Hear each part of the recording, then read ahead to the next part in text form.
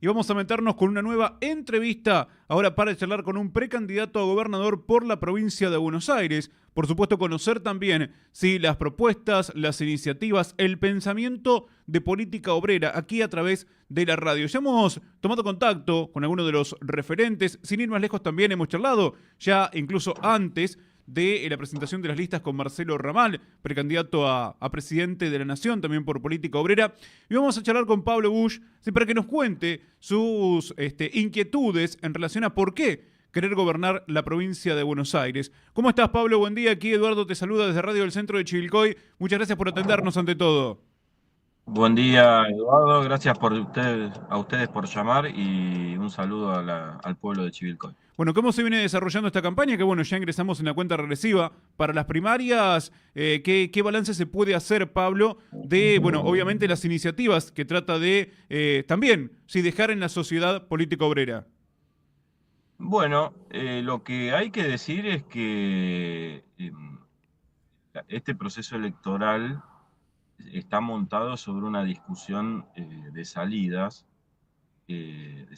políticas, económicas a la crisis, que desde todo punto de vista son inviables.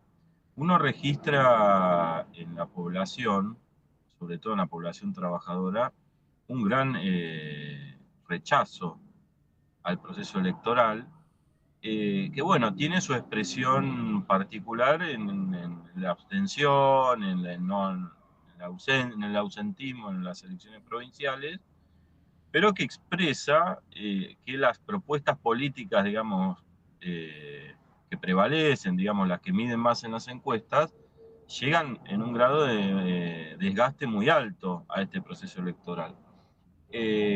Con lo cual, todos los que hacen encuestas y las publican, bueno, deberían advertir que la mayoría de la gente no contesta las encuestas o rechaza contestar, porque, bueno, de alguna manera hay una expresión de descontento generalizado con el régimen político que todavía no encuentra su canal de expresión propio y por eso se manifiesta a través del voto en blanco, de la abstención y demás.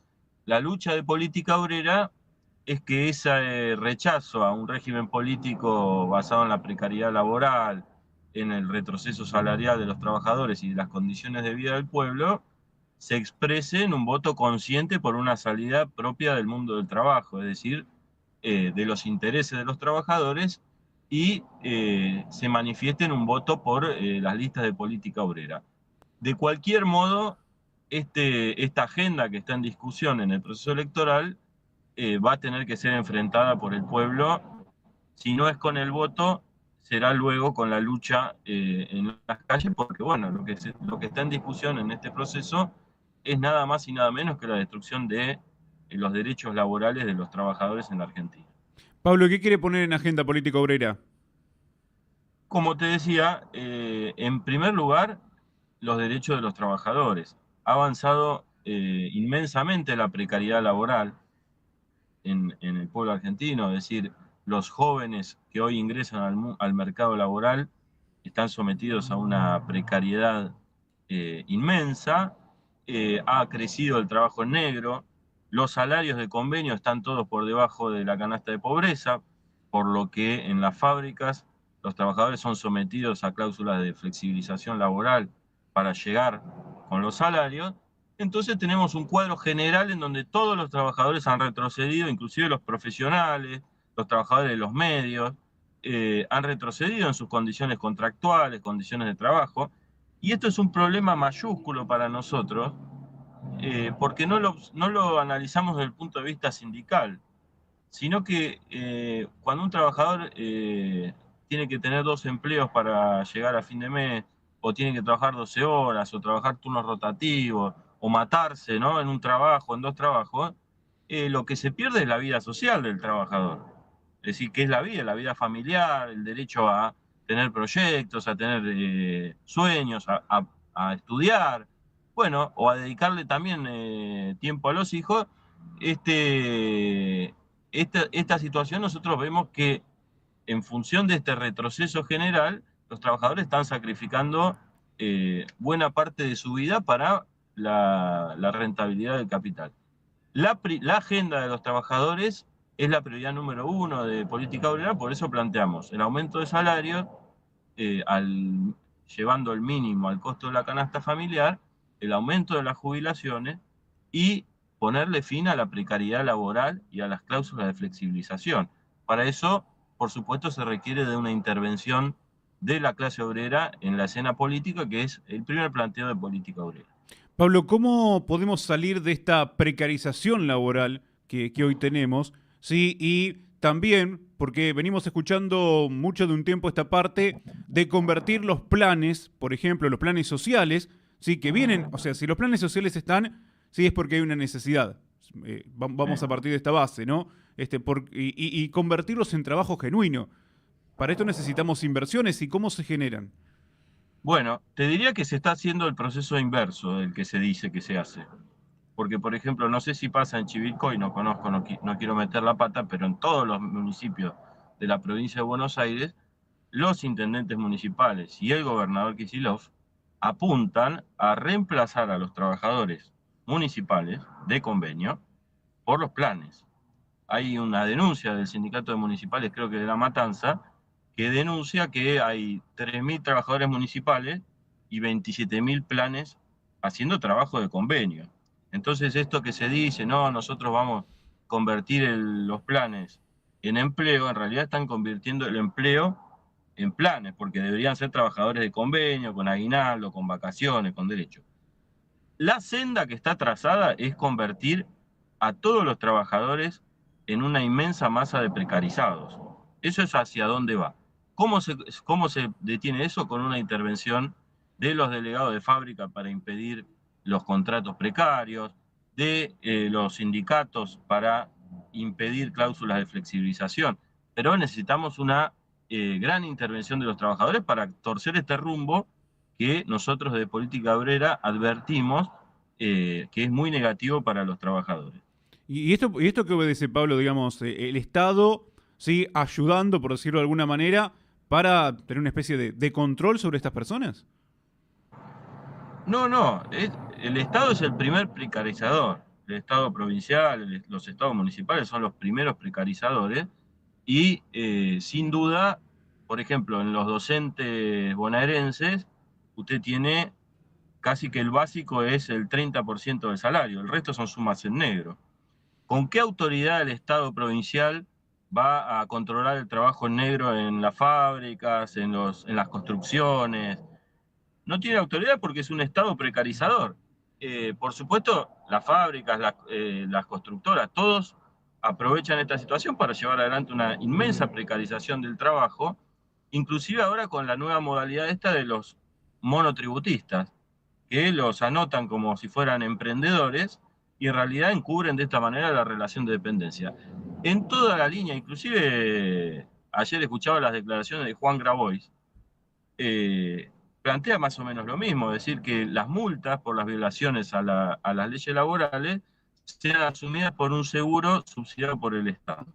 Es una carta de libertad a las empresas para hacer lo que quieran con las leyes laborales. Toda la agenda pasa por ahí, por ya avanzado la precariedad laboral, cómo se le da un marco de legalidad a eso. Por eso tanto hincapié hacen en destruir la industria del juicio, la supuesta industria del juicio, que conllevaría que los trabajadores, cuando un empleador incumple las leyes laborales, no puedan reclamar luego lo que les corresponde. ¿Qué lectura hacen de esta realidad económica, sí, que está atravesando hoy el país y en la que, bueno, somos un poco recurrentes, ¿no? Porque siempre terminamos hablando del Fondo Monetario, etcétera, etcétera, etcétera. Bueno, te diría que hay una parte de la deuda, para clarificar un poco, hay una parte muy grande de la deuda que está en manos nacionales. ¿Sí? Inclusive cuando ahora declararon su patrimonio los candidatos, resulta que Martín Lustó tiene obligaciones negociables de YPF. Es decir, que la deuda también la tenemos con capitalistas locales y con inversores locales. El punto acá es que Argentina está en default y no tiene salida al default porque, es decir, Argentina no tiene un problema de dólares, tiene una balanza comercial muy positiva, excepto por la sequía, si se quiere, pero en líneas generales produce mucho más dólares de los que consume. El problema es que si tiene que pagar 15.000, 20.000 millones de dólares por semestre, y por supuesto que va a tener un problema de balanza. No tienen cómo salir. La discusión entre Larreta y Patricia Bullrich sobre el cepo, algo que debe interesar a los productores de Chivilcoy, es muy educativa, porque Patricia Bullrich planteó levantar el cepo inmediatamente y pedir un blindaje al FMI, lo cual es además de una fantasía, porque no le va a dar un préstamo a nadie, también es una receta que ya probamos varias veces, y las varias veces que probamos terminaron todas en fuga de capitales. Y luego la salida que propone Rodríguez Larreta es hacer una reforma laboral, avanzar contra los trabajadores y luego ver si el mercado de capitales nos trae una lluvia de inversiones nueva. Otra vez una receta que ya ha fracasado. Como te decía al principio, estamos discutiendo salidas inviables. Para política obrera, la deuda de Argentina es una deuda que es un fraude y no debe ser pagada excepto a los pequeños acreedores. Es decir, si algún trabajador prestó sus ahorros a la Argentina, consideramos que se le debe pagar. Pero en líneas generales, el punto de partida es el no pago de la deuda, la externa y la interna, y colocar todas esas riquezas, todos esos recursos en función de una salida nacional que priorice los intereses de los trabajadores. Pablo, hablemos de la provincia de Buenos Aires, sí, que es bastante extensa. ¿Se puede gobernar de la misma manera para lo que es Gran Buenos Aires, conurbano, en relación al interior bonaerense? Bueno, es claro que no, porque son realidades económicas muy distintas. A lo largo de las recorridas que vengo haciendo, y que te doy fe de que son extensas las provincias Sí, de Buenos sí, sí, Aires, sí, sí. te quiero decir que hay algunas realidades que son comunes, como por ejemplo el avance de la concentración de la tierra en favor de una cantidad de monopolios. Hay algunas localidades en donde, bueno, los pequeños productores han tendido a desaparecer. No sé si es el caso de Chivilcoy, todavía no he pasado por ahí, pero he estado en algunos distritos agrícolas en donde los pequeños productores se encuentran con una dificultad muy compleja para subsistir, y bueno, tienden a entregar los terrenos a pools de siembra, monopolios y demás. Bueno, En línea En Chivilcoy depende la actividad.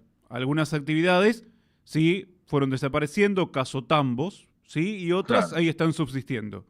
Bueno, no sé si son tambos que proveían a la Serenísima, pero conozco bien el tema y la Serenísima ha llevado a la quiebra unos cuantos, con lo que paga por el litro de leche, por lo que demora en pagar y demás.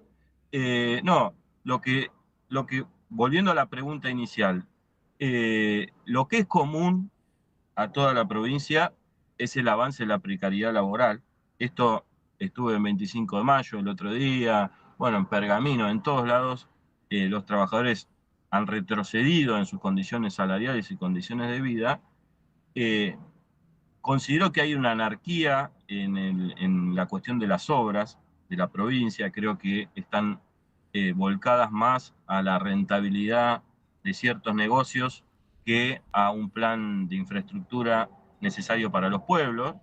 Y considero que otra cosa que es común es la quiebra del sistema educativo y el sistema de salud provincial, que asistimos, bueno, no sé si es el caso de la zona esta, pero en los casos que conozco, asistimos a una deserción de médicos y de profesionales de los hospitales provinciales, y a un proceso huelguístico muy extendido en la educación provincial, como resultado del deterioro salarial y el deterioro de la infraestructura del sistema educativo provincial. Bien. ¿Y por dónde empezar, Pablo?